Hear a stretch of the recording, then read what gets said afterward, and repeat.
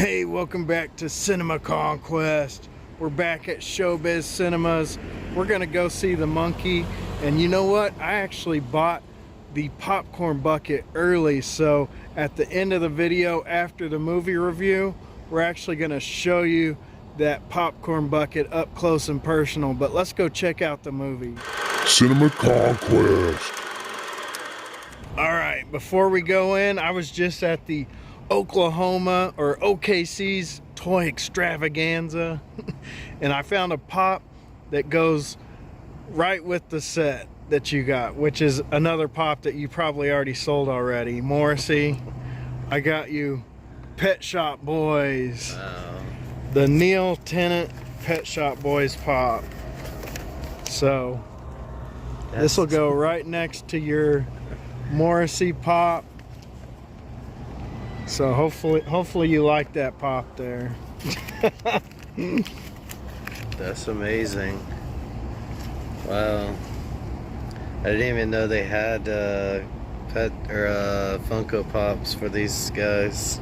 Now you're gonna have to pick up the Chris Lowe pop. He's got the guitar on it. Oh wow. Thank you. I got this for you. A bartender. What the? It's the smoking. This is awesome. Your friendly bartender. He glows, he shakes, he pours, and he smokes. Look at that. Yeah, this is like 1970s technology, like way ahead of... Here, take that lid off. Way ahead of its time. Oh my God, look at that. Now that is pretty dang cool. Apparently they were kind of popular back when they came out. Early animatronics. Well, thanks for the bartender, that is awesome. Definitely outshines the Pet Shop Boys pop, but all right, let's go inside and see this dang movie. All right, we're headed in Showbiz. I know I've showed this place a bunch of times, but pretty awesome place. We got all those arcade games. Got an ice cream bar, a drink bar, and then bowling back there. Got the concessions over here. I don't think they have any monkey stuff here. They got Paddington over here, and even the little phone box, and then there's a red Hulk thing for the Hulk, and then there's a Captain America helmet. That's pretty cool. But the monkey thing was at AMC. Wow, so what did you think of that one?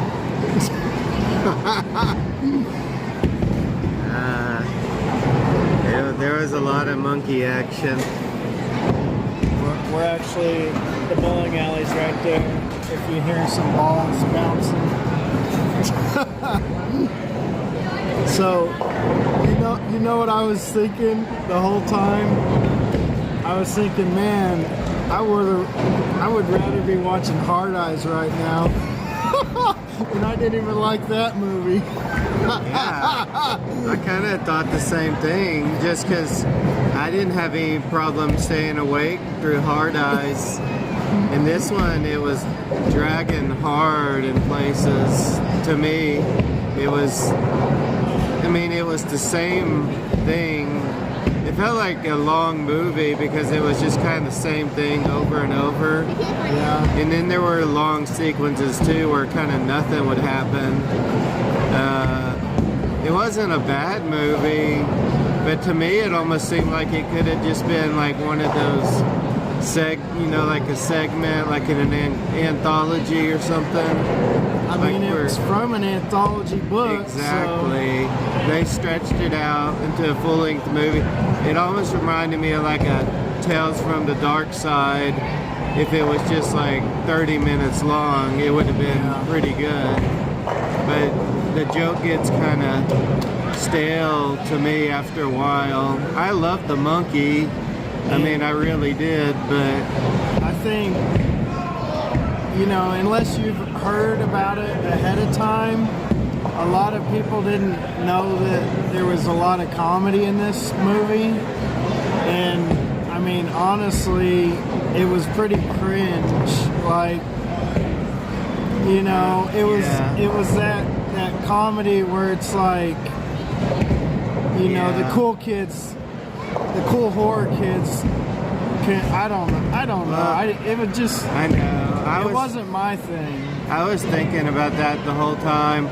I mean, I'm always one for playing horror movies more seriously rather than comedically, but I don't know how that would have worked if you had tried to play it more serious, because it's already kind of cliche anyways with the monkey. So, you know, I think you could have played it more seriously. I kind of wish they would have, but it's just like,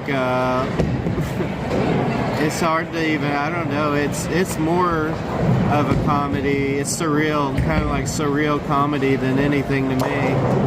I almost thought, you know, I honestly don't watch a lot of new horror movies, and I'm sure I've missed a lot of how horror has been like what a new horror movie is. Yeah. So I'm sure this is kind of in the vein of some of the newer horror movies, but I was, besides, you know, thinking, man, I was more entertained in Hard Eyes, even though I didn't like that movie. I know. I was thinking the joke horror in this and the blood and guts splatter, I was like, man, this kind of reminds me of a shitty version of Trauma, and Trauma is the shittiest version of a horror movie. But I was like, man, Trauma, they go so far into the comedy thing that, you know, I think it's entertaining, some stuff.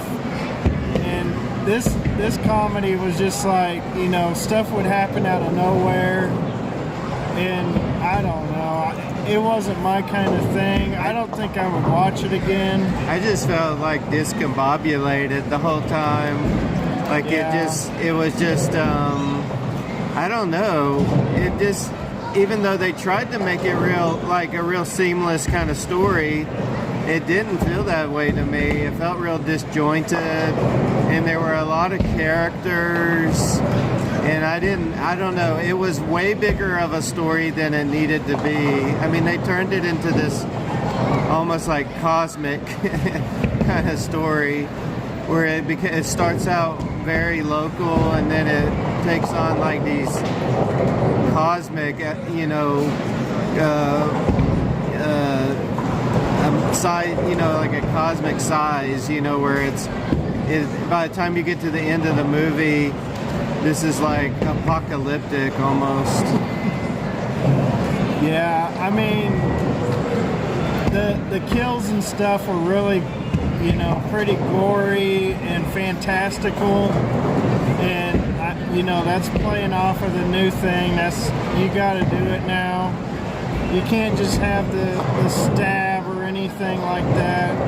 That's not going to get you anywhere in horror movies now. Yeah. But also, I don't know where I'm going with it. I wasn't completely thrilled with it, and I think it was like trying to be artistic, and that's not, I mean, I'm in for that sometimes, but it just didn't hit with me on this one. Well, they tried to do it like a Stephen King movie, where you had the narrator, like the kid, like the narrator looking back on his life, and I don't know, I thought it was funny that they picked like a dude that had a good narrator voice. It like, because you would hear him do the narrator parts, and then you would hear him like normally, and he would sound the same like he was a narrator. Yeah. It's like they found the dude with the best voice to play this character. But I really didn't like any of the characters. That was another big problem for me. I didn't really like any of the people in the movie. Some of it was funny, some of it was legitimately funny, but like I said, I don't know. I I got just kind of tired of the joke, and I felt like I was just ready for it to be over, and I hate that, because I was really looking forward to this one being a Stephen King movie. Yeah. But yeah, sadly, like, I would probably watch Hard Eyes again before I'd watch this. And I think the reason I would do that is because there wasn't much substance to this one, and it wasn't fun. So now, like Hard Eyes, I guess you could find substance to it because it was a romantic comedy and stuff, but it was actually had some fun stuff in it. And I know this review's not about Hard Eyes, we're just kind of doing a comparison. Definitely, I don't know, if you're into seeing movies in the theater, you could try it out. And I'm sure you guys are gonna watch it anyways, because a lot of, you know, whoever's into horror kind of watches whatever comes out. And I think you should watch it and form your own opinion. But some people, I have no doubt, are gonna like it. I mean, the gimmick of the monkey, it's good enough, the gimmick, to pull people in. Yeah. That's gonna sell the movie. It's just that I just don't think people are gonna like the, you know, the redundancy of the joke, of the just the way it plays out over and over. And I think when I was watching it, I was thinking of the history of the Jolly Chimp, that monkey. Yeah. It goes back to the 70s when that toy came out, and it's I don't think this actually did it any justice. You know, they shouldn't have done it. I think the movie cover for Monkey Shines is the peak of the monkey, the Jolly Chimp, and you know, they used it in The Simpsons was probably another giant thing. Yeah. But this movie probably didn't do it justice, but we're gonna show you the popcorn bucket right now. So I actually picked this up early when I went to see Captain America Brave New World, but so excited. I knew I had to jump on it as soon as I could, because these have the potential of selling out. I mean, this is a solid popcorn bucket. This thing has a lot of weight to it. My favorite popcorn bucket, definitely. And it's got the monkey right there. Check that out. The monkey says AMC Theatres on it. And so there's no mechanism to it, but you can make him drum like this. And I like to leave his hands like that, which is super cool. Look at that blood on the drum head there. Amazing detail. He's got the wind up right here. And then inside the pail is just what you would expect. A place to put some popcorn. But man, I'm so glad I was able to pick this thing up early and be able to show it off to people and actually add it to my Jolly Chimp collection.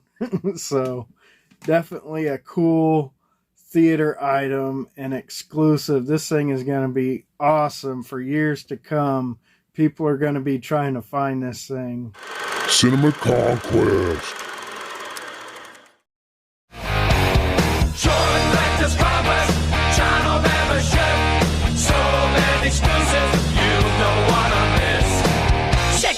KeeTons of Fun, when it comes to fun, cause some of us, they're number one.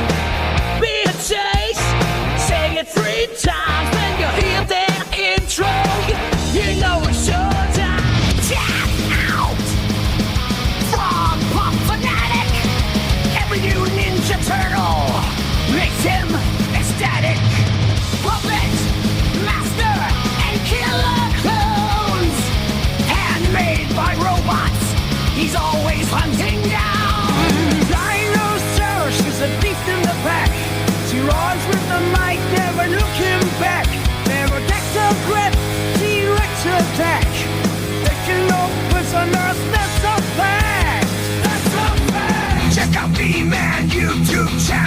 superhero toys always win the battle. The DVDs and video games are so cool.